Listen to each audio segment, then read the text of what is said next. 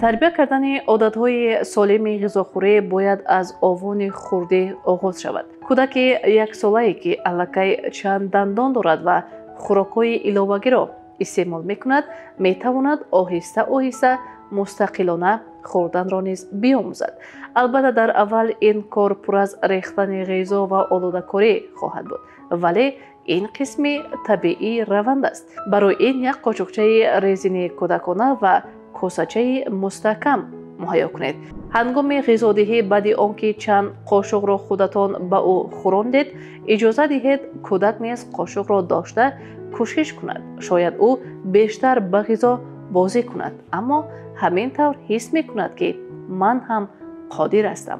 با کودک خردسال آداب عادی سر سفره را نیز تدریجاً می آموزانیم. مثلا پیش از خوراک دستان را شستن، این را با بازی تبدیل دهید. بیا میکروب ها را از دستانمان شوییم گفته همراه یک جای شوید.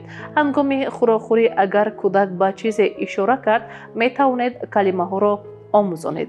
اگر کودک از خوراک دل بی‌حضوری کند، مجبور نسازید. شاید سیر شده است یا مزه‌اش پسندش نیست. تغییر خوراک در هر روز و پیشنهاد مقدار کم کودک را جالبتر نگاه می‌دارد. در تاجیکستان فرزند را عادتاً علاهیده غذا می‌دهند و بعد کلان سالان می‌خورند. لیکن تجربه نشان می‌دهد که اگر کودک را پس از یک سالگی با اهل عائله سر یک سفره شینانید، او از کلان سالان تقلید کرده بهتر خوردن را می‌آموزد. البته باید احتیاط کنید که طعام‌های سخت کلان سالان را به کودک ندهید. کودک شما کی به خود مستقلانه خوردن را سر کرد و چگونه این را در او تشویق نمودید؟ آیا او با شما سر یک میز نشسته خوراک می‌خورد؟ شرح خود را به ما ارسال دارید. سرپرستی برنامه ما شرکت لینداویت. لینداویت، طرز حیاتی سالم از تو وابسته است.